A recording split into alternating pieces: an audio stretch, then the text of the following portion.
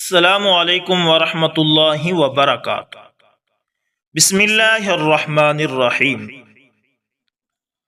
دوستو، ملک شام کے اس پاکیزہ فطرت نوجوان کے دل میں یہ سوچ پیدا ہوئی کہ اگرچہ اللہ تعالی کی وحدانیت اور اس کے رسول کی رسالت پر ایمان لانے اور ارکان اسلام پر عمل کرنے سے جنت مل سکتی ہے، لیکن اس طرح کے بار شریعت کو اٹھا جنت کی طرف سفر کرنا خاصا کٹھن معاملہ ہے، اور کتنے سارے مسلمان ہیں جو اس بار شریعت کو اٹھا کر جنت کا طویل راستہ طے نہیں کر پا رہے اور ہمت ہار کر فسق و فجور کی راہ پر چل رہے ہیں۔ لہذا کوئی ایسا عمل کیوں نہ اختیار کیا جائے جو عند اللہ مقبول بھی ہو اور اس کے ذریعے جنت کی طرف جانے والا سال ہاں سال کا طویل سفر مہینوں اور مہینوں کا سفر ہفتوں میں اور ہفتوں کا سفر دنوں میں طے ہو جائے۔ تو اس کے جی میں آیا کہ جہاد فی سبیل اللہ ایک ایسا عمل ہے جو اللہ تعالیٰ کو بہت ہی پیارا ہے، اور زندگی بھر بلا ناغہ مسلسل نمازیں پڑھتے رہنا اور روزے سے رہنا اس کے پل برابر نہیں ہو سکتا، اور اس کے ذریعے طویل سفر سمٹ سکتا ہے اور انسان بڑی آسانی کے ساتھ جنت میں داخل ہو جاتا ہے۔ چنانچہ اس نے یہ سوچ کر اپنے وفادار بیوی اور ننھے منھے بچوں کو والدین کے ہاں اللہ کے سپرد کیا اور ہتھیار زیب تن کر کے گھوڑے پر سوار ہو گیا اور معسکر میں پہنچ گیا، اور پھر وہاں سے محاذ جنگ پر جانے والے جہادی قافلے میں شریک ہو گیا۔ یہ جہادی قافلہ شام کے سرسبز کھیتوں اور ہرے بھرے باغوں، طویل نہروں اور وسیع و عریض مرغزاروں، فلک بوس پہاڑوں اور ان کے دامن میں بہتی ہوئی آبشاروں سے گزرتا ہوا فارس اور خراسان کے محاذوں پر پہنچ گیا اور پھر جنگوں میں مصروف ہو گیا۔ اس نوجوان نے محاذ جنگ پر شجاعت کے جوہر دکھائے اور اللہ کی نصرت و تائید اور کفار کی ہزیمت اور شکست کے چشم دید مظاہرے دیکھے۔ اسے وہاں ایک عجیب سما نظر آیا کہ مجاہدین اسلام دشمن پر حملہ آور ہونے سے قبل ان الفاظ میں دعا کرتے ہیں کہ اے یونس بن عبید جیسے نیککاروں کے رب، ہمیں دشمن پر فتح نصیب فرما۔ پھر وہ دشمن پر یلغار کرتے ہیں تو اللہ ان کی نصرت فرماتا ہے اور انہیں فتح سے ہمکنار فرماتا ہے۔ اس کے دل میں آیا کہ یونس بن عبید ایسا کون سا بزرگ ہے کہ اللہ تعالیٰ اس کے نام کی لاج رکھ لیتا ہے اور مسلمانوں کو فتح عطا فرماتا ہے۔ اچھا، اگر اللہ نے شہادت عطا فرمائی تو فابیہا، ورنہ اس کی زیارت کی تگ و دو ضرور کروں گا۔ اس دور کے مجاہدین اس حقیقت سے آگاہ تھے کہ جنگوں میں فتح اور نصرت سے ہمکنار ہونے کے ضروری ہے کہ کوئی مجاہد اللہ تعالی سے شرک نہ کرے، نہ تو اللہ کے سوا کسی کے نام کا نعرہ لگائے اور نہ ہی اس کے سوا کسی کی فتح و نصرت طلب کرے، کیونکہ اللہ کے سوا کوئی ہستی فتح نہیں دے سکتی۔ اور جو شخص یہ عقیدہ رکھے کہ ہاں بہت سی ہستیاں فتح دے سکتی ہیں تو وہ مشرک ہے، اور مشرک رائے خدا میں قتل بھی ہو جائے تو وہ جہنمی ہے۔ اس لیے وہ اپنی یلغاروں کے وقت یا علی یا خالد بن ولید کے نعرے نہیں لگایا کرتے تھے، بلکہ صرف اور صرف یا اللہ مدد کہتے یا پھر اللہ کو اور نیک کاروں کا رب کہہ کر اس سے فتح اور نصرت مانگتے۔ اس شامی نوجوان کے دل میں رہ رہ کر یہ خیال آتا کہ آخر وجہ کیا ہے کہ مجاہدین خصوصی طور پر اللہم رب یونس بن عبید انصرنا علی عدونا یہ الفاظ کہہ کر فتح کی دعا مانگتے ہیں۔ پتہ نہیں اس بزرگ کے کس عمل کی بنا پر یہ اللہ سے فتح کی امید رکھتے ہیں۔ کاش اللہ شہادت سے پہلے اس کی زیارت کروا دے۔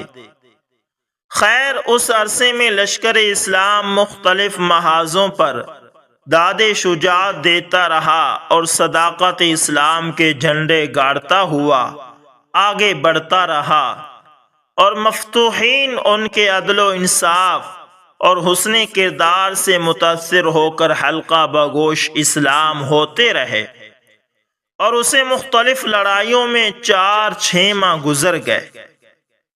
پھر ایک دن اس کے دل میں ننھے منھے بچوں، وفادار بیوی، بوڑھے والدین اور جوان بہن بھائیوں سے ملاقات کا شوق پیدا ہوا، تو اس نے امیر لشکر سے واپسی کی رخصت مانگی، جو اسے آسانی سے مل گئی، اور یہ محاذ جنگ سے واپس ہوتا ہوا عراق کے شہر بصرہ میں پہنچ گیا تاکہ وہاں مال غنیمت سے ملنے والے طلائی سکوں سے گھر والوں کے لیے اچھا سا تحفہ خرید سکے۔ اس نے سوچا کہ عورتیں پھولدار ریشمی ملبوسات کی دل دادہ اور شائق ہوتی ہیں، اس لیے بصرہ کے بازار سے ریشمی تھان خرید لینا چاہیے۔ چنانچہ یہ تحفہ خریدنے کے ارادے سے بصرہ کے بازاروں میں گھومنے لگا۔ بازاروں میں بڑی چہل پہل اور رونق تھی۔ یہ گھومتا پھرتا ہوا ایک دکان کے سامنے جا کھڑا ہوا۔ اس دکان کا مالک اپنے بھتیجے کو دکان پر بٹھا کر نماز با جماعت ادا کرنے کے لیے مسجد کی طرف جا رہا تھا۔ یہ اس دکان میں داخل ہو گیا اور رنگا رنگ کے تھان دیکھنے لگا۔ ان تھانوں میں سے ایک ریشمی تھان اسے پسند آیا۔ اس نے بچے سے اس کی قیمت پوچھی تو اس نے 400 درہم بتائی۔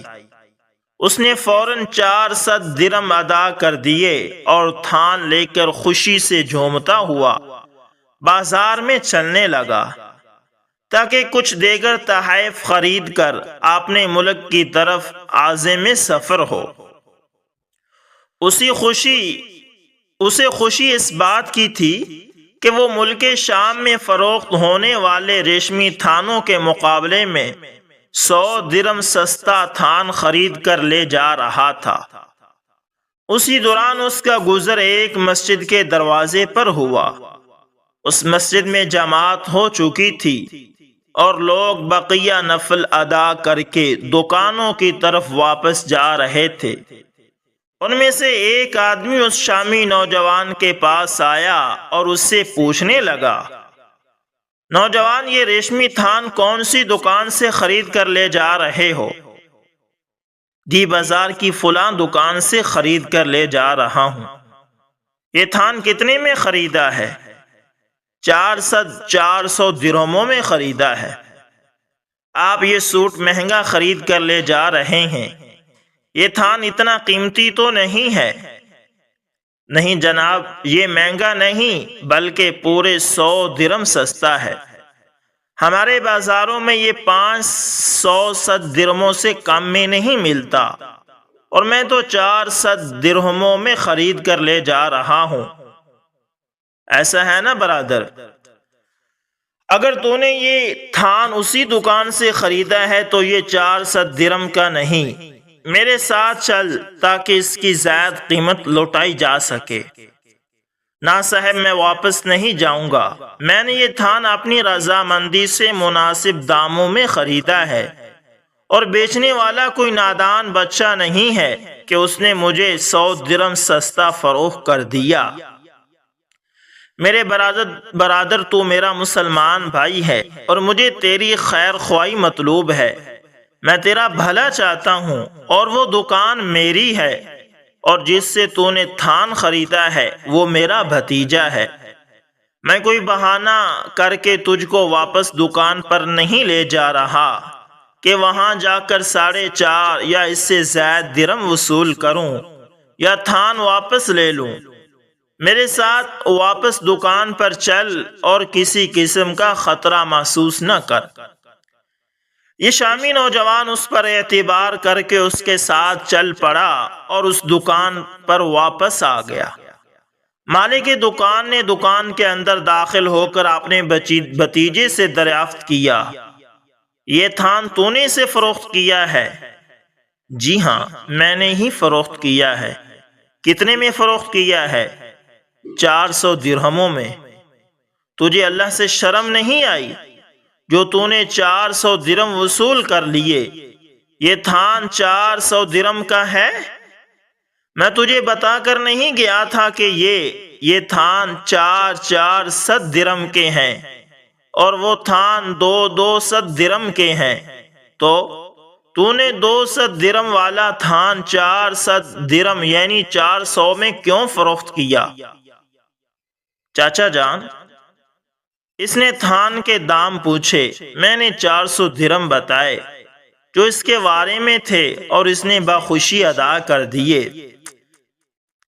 اس نے تو خوشی سے ادا کرنے ہی تھے کیونکہ اس کے شہر میں یہ تھان 500 درہموں میں فروخت ہوتا ہے اور یہاں اسے 400 درہموں میں مل رہا تھا، لیکن تجھے تو شرم کرنی چاہیے تھی کہ ہماری دکان پر یہ 400 درہموں کا نہیں بلکہ 200 درہموں کا ہے۔ اے میرے مسافر بھائی، اگر تجھے یہ تھان پسند ہے تو اسے رکھ لو اور 200 درم بھی واپس لے لو، ورنہ یہ تھان واپس کر کے کوئی ایسا تھان پسند کر لو جو واقعتاً 400 درم کا ہو۔ شامی نوجوان نے 200 درم واپس لے کر حیرانی کے عالم میں پوچھا، صاحب آپ کا نام کیا ہے؟ میں مسلمانوں میں سے ایک انسان ہوں، تو نے نام پوچھ کر کیا کرنا ہے؟ اس بزرگ نے کہا، صاحب تمہیں اللہ کے مقدس نام کی قسم مجھے اپنا نام ضرور بتا۔ میرے بھائی، میرا نام یونس بن عبید ہے اور میں اس شہر کا عام مسلمان ہوں۔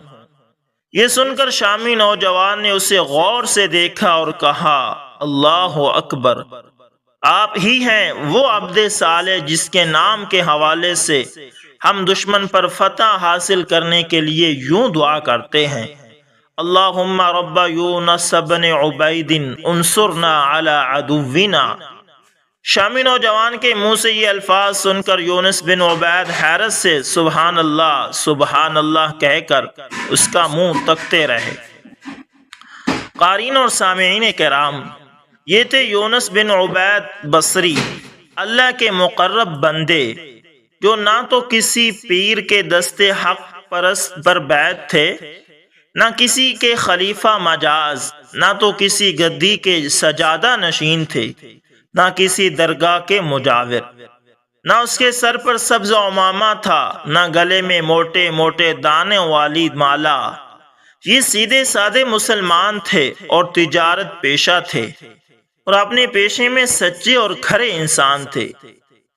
یہ نہ تو نماز پنجگانہ کے علاوہ لمبے لمبے نوافل پڑھتے تھے اور نہ رمضان کے علاوہ پے تر پے روزے رکھتے تھے، لیکن یہ اللہ کی مخلوق کے سچے خیر خواہ تھے اور ان کی خیر خواہی کو افضل عمل سمجھتے تھے اور اس کے ذریعے اللہ کا قرب تلاش کرتے تھے۔ اور جب کوئی مسلمان مرد یا عورت اس کے پاس ریشمی تھان فروخت کرنے آتے تھے اور اپنی دانش میں مثلاً اس کی قیمت 400 درم طلب کرتے تھے، تو یہ وہ تھان دوسرے دکانداروں کو دکھا کر اس کی صحیح قیمت پوچھتے۔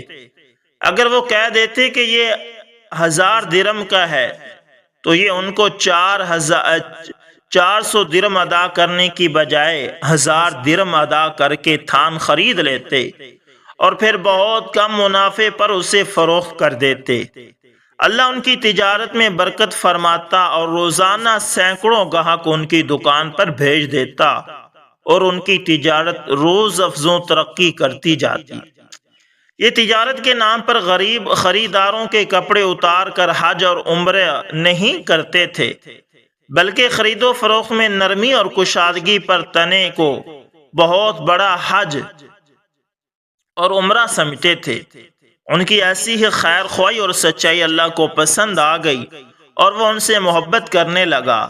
جب اس نے محبت کرنی شروع کی تو جبرائیل بھی ان سے محبت کرنے لگا، اور جب جبرائیل محبت کرنی شروع کی تو تمام ملائکہ کرام بھی ان سے محبت کرنے لگے، اور ان کے محبت کرنے کی وجہ سے یہ مؤمنین کی آنکھوں کا تارا بن گئے، اور لوگ اس کے نام کے حوالے سے اللہ سے فتح اور نصرت کا سوال کرنے لگے، اور وہ ان کی دعاؤں کو ہتھیلی پر سرسوں جمانے کا بامصداق فوراً قبول فرمانے لگا۔